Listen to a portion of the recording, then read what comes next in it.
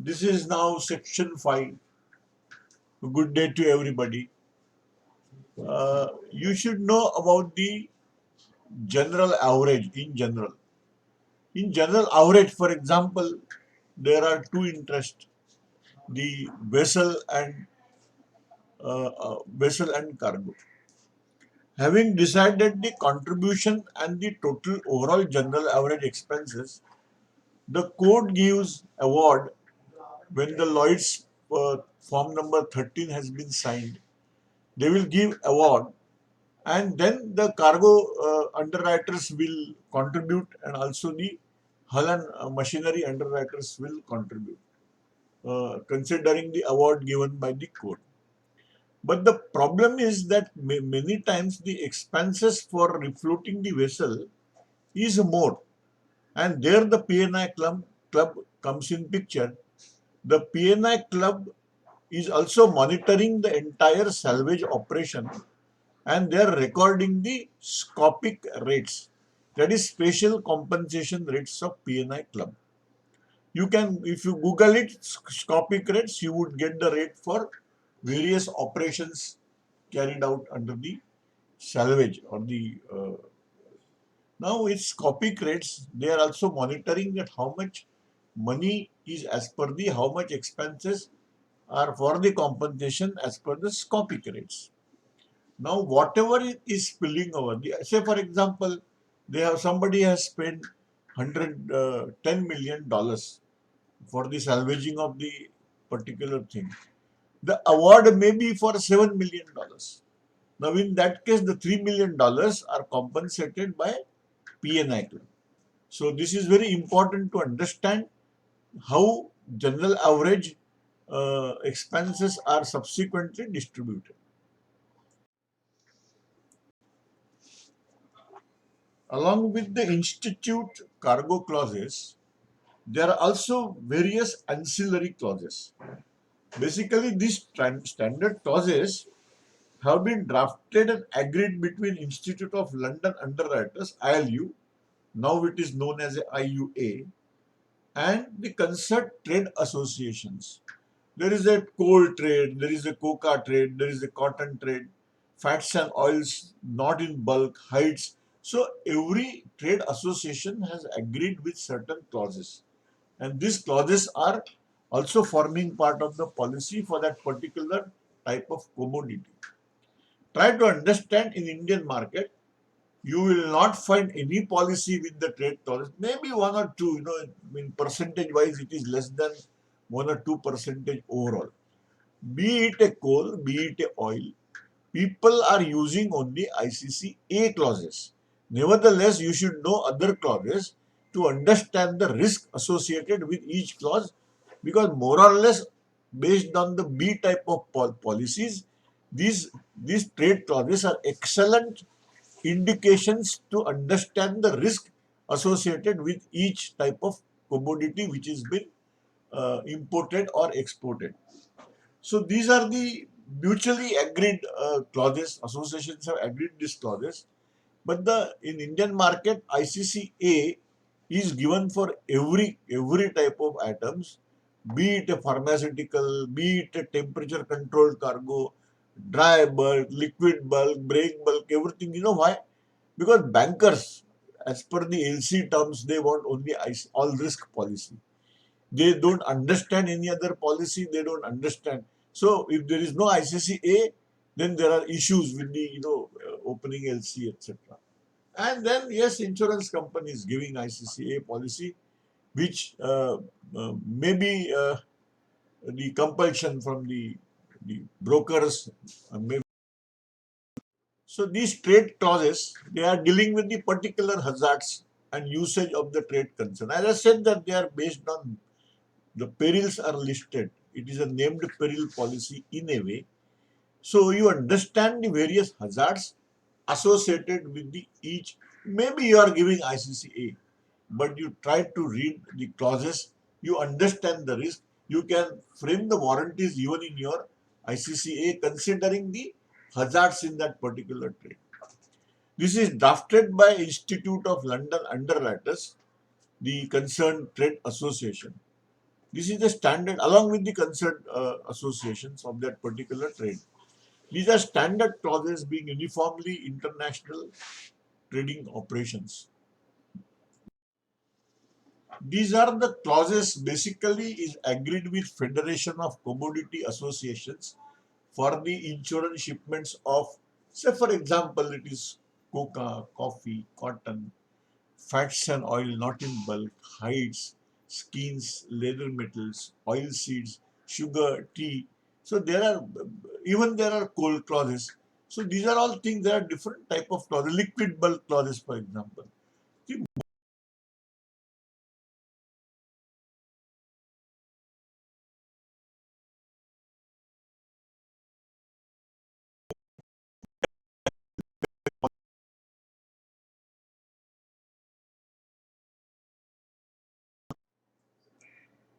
the difference in this particular trade clauses, there are slight variations in A and ICCA and this type of clauses, where the losses or commodity trade clauses excludes the losses caused by insolvency of the person or the insured.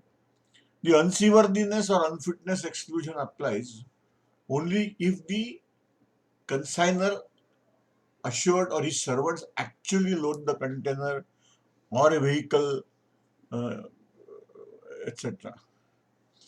The innocent assignee or buyer is protected against this exclusion.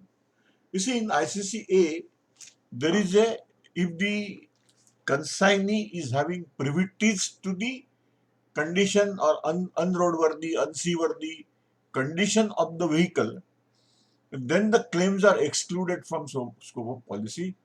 In this, the buyers are having, you can say, in a way, immunity given in this particular clauses. Institute coal clauses. It is a named peril policy. It is in a way in line with ICCB only. Of course, there are certain different things which is added in the perils. The important difference is fire and explosion covers include heating. You see, in coal, it is the inherent nature of the coal to have a spontaneous combustion. With spontaneous combustion, mainly it is internal.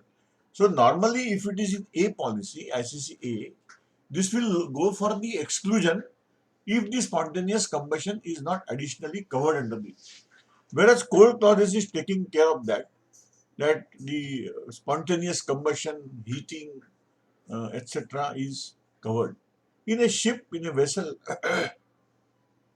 the vessel crew, they do take precautions of monitoring temperature, then providing ventilation, maintaining the temperature, etc. So a couple of precautions are taken continuously on board.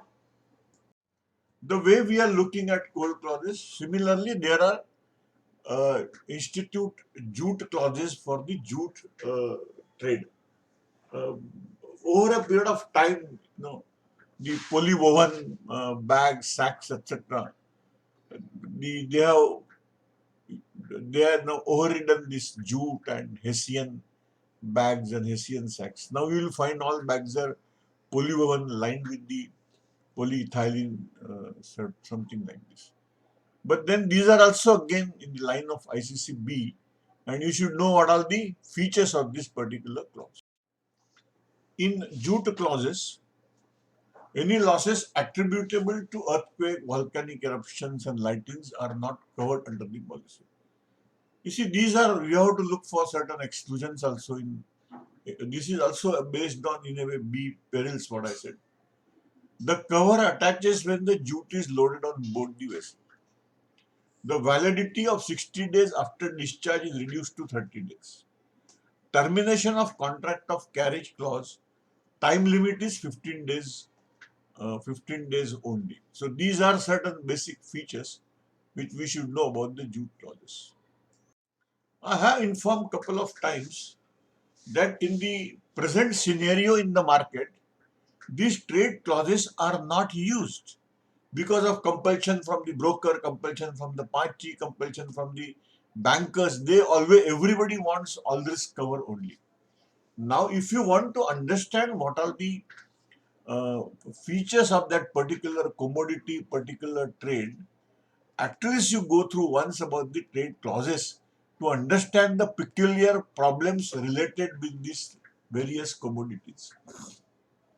Now there is an institute bulk oil clauses. Now this is, it is identical to ICCB. It is also a named peril policy.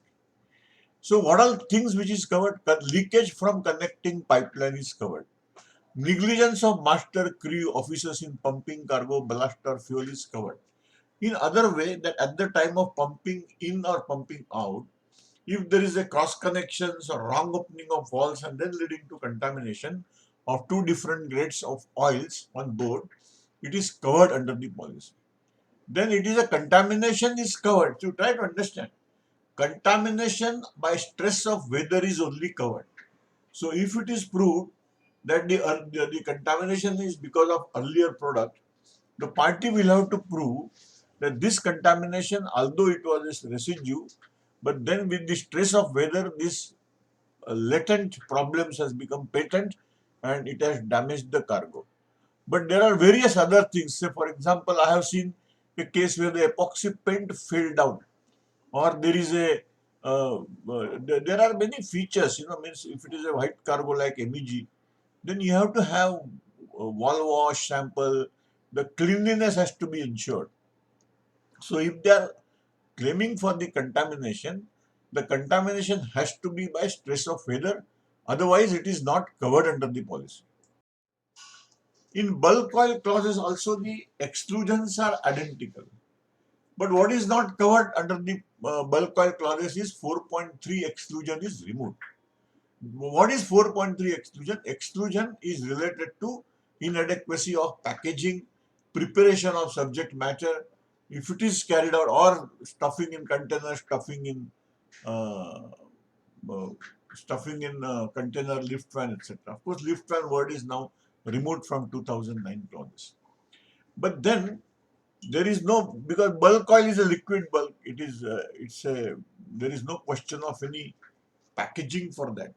So if it is a packed atom, if it is a break bulk atom, then the bulk oil clauses are not given because it is not bulk, it is a break bulk. See, duration cover, it is tank to tank. It is not that after loading or something like this. It starts from the tank and it ends in the tank. So this is the very good features that means that even loading losses would be covered. ICCA policy, when it starts from when ships moves out, any losses during load port are not covered under the policy. The validity cover is definitely not 60 days, but it is only 30 days only at final port. The assessment of shortage is a difference between load port delivered quantity by opening and closing gauges. Similarly, it is compared, the dispatch quantity is compared with the receipt quantity in storage tank by opening and closing deep of that particular tank or the alleged vacation in that particular tank. It can be calculated in terms of volume at particular temperature, say 15 degree, 20 degree, or it can be converted into weight. That is the method of assessment of shortage. The bulk oil clauses is giving in detail how to calculate a shortage. This is very, very important aspect of this particular clauses. Only if policy contain excess, it will take care of ordinary losses. Otherwise, everything is covered in that. Normally, excess is provided to take ordinary losses. And again, try to understand what is ordinary loss. With the ordinary word is contrasted with the word fortuity or accident.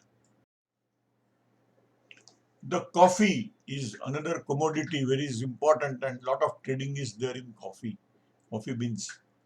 Nowadays, yes, you will find coffee beans coming by containerized container break bulk. But then there is a separate trade clauses for this package policy for coffee. This is of in four types. The full package is 120 days storage cover. The policy starts from plucking. You just see here, it is from plucking, curing, curing house with 60 days storage cover. From curing house to FOB point within 60 days, storage cover is given. From curing house to delivery to the buyers in India within 60 days storage. So these are different type of packages are available, and the consignee and the insured can select the which package to be taken. All these package coffee policies, they are all annual policies and they are based on estimated turnover and value of the crop.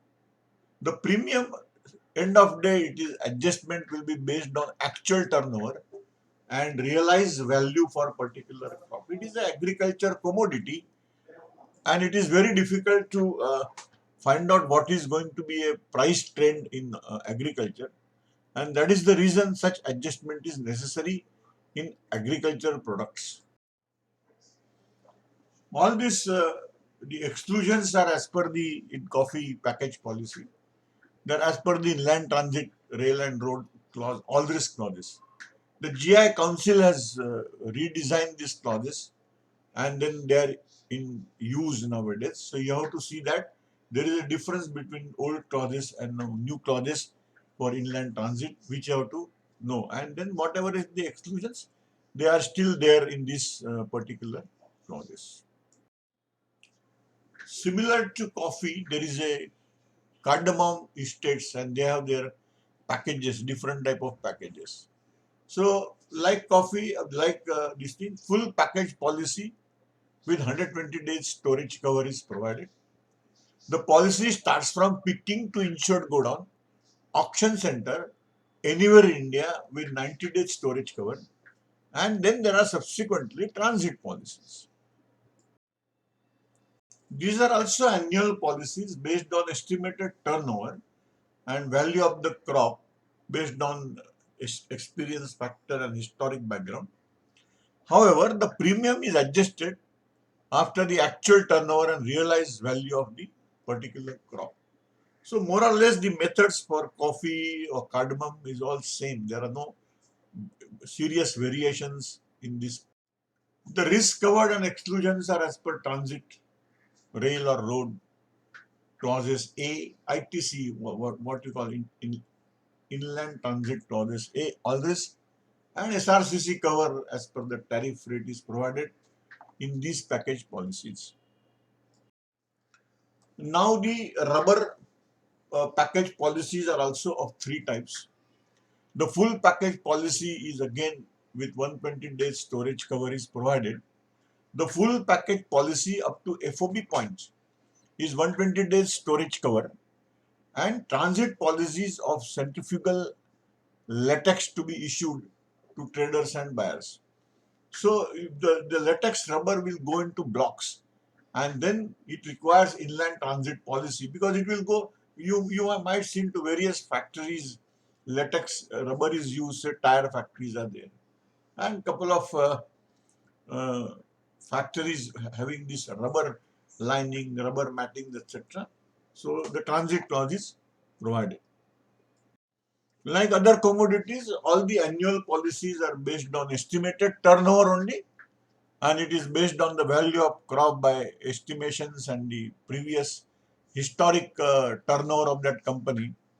And then there is, of course, there is a premium adjustment which is taken place on actual turnover and the realized value. There is every possibility of the trade commodity values will have ups and downs, and then that will have the difference on the, you can say, turnover, sales turnover, etc.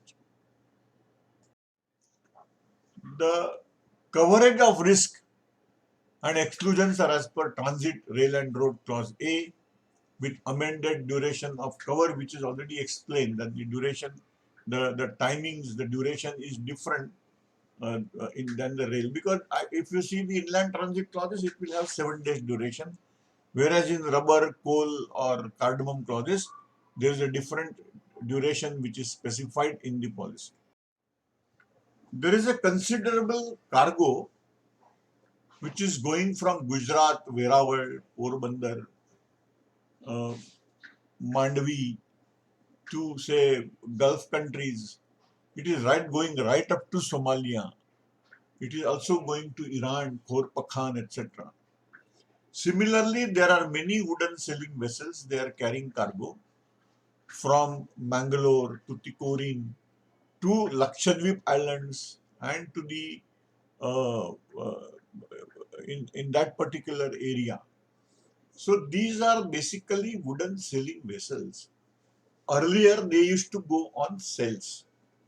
Nowadays, there is a if you understand the latest feature of this vessel, these vessels are mechanized.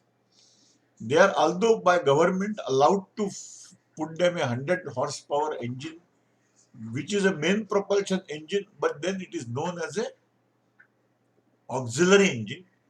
These people, they put at least 350 to 400 horsepower engine in the wooden sailing vessel, and there is a total absence of sails. No sails are there. I have seen couple of vessels, the engine failed and they have to tow from particular place. And when they have put up a claim, I asked them that what about your sails? Then mare kon jata hai sab. Nowadays, who is having sailing? Everything is mechanized vessels. It is a wooden vessel, single hold, no double bottom. Uh, Coal is not allowed in sailing vessels, so you have to be very, very careful because coal will also emit methane, and the wooden planks, if it is in decay, they are decayed, the decayed wood also emit methane, and the chances of fire is much more on wooden sailing vessel. So this is a prominent feature one should know. Inland transit by rail or road. The inland transit could be by sea also, it could be by air also. So it is rail and road, but then the loss must be occur accidentally.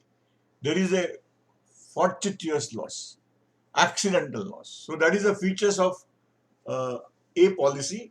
It is also known as a all risk policy. Try to understand any all risk policies are not all loss policies. They are governed by the exclusions provided in the policy. The clause number one, the risk clause, is warranting that there has to be fortuity or accident, and then only it is covered in a way. B, it is a physical loss by peril such as fire, lightning, collapsing of bridges, collisions, etc. Then the overturning of the carrying vehicle, and derailment or accidents. Such things are there in the ITCB, it is a named peril policy. So any losses, say for example, if rainwater is not covered, any losses attributable to rains will not be covered under the policy. Similarly, there are clause C. Then again the less risk are covered. It is also a named peril policy. What is in general it is covering? Physical loss or damage to the subject matter caused by fire, lightning, etc. So these are the features of the like institute cargo clauses A, B, C. B and C are named peril. A is all risk but not a all loss policy. Strike, Riots and civil commotion clause. This is for inland transit and it should not be in conjunction with the ocean voyage. So what are the risks covered? Loss or damage caused by strike, lockout, workmen or persons taking part in labor disturbances. Okay. The riots and civil commotion is also losses attributable to riots and civil commotion are covered. Terrorist or any person acting in political motives, and if the loss is attributable to this, that is also covered under the policy. There are container clauses for inland journey, but again, as I said, that containers are not covered as per container clauses. The policy is extended to storage covering of containers on weekly basis, awaiting stuffing at the exporter's premises.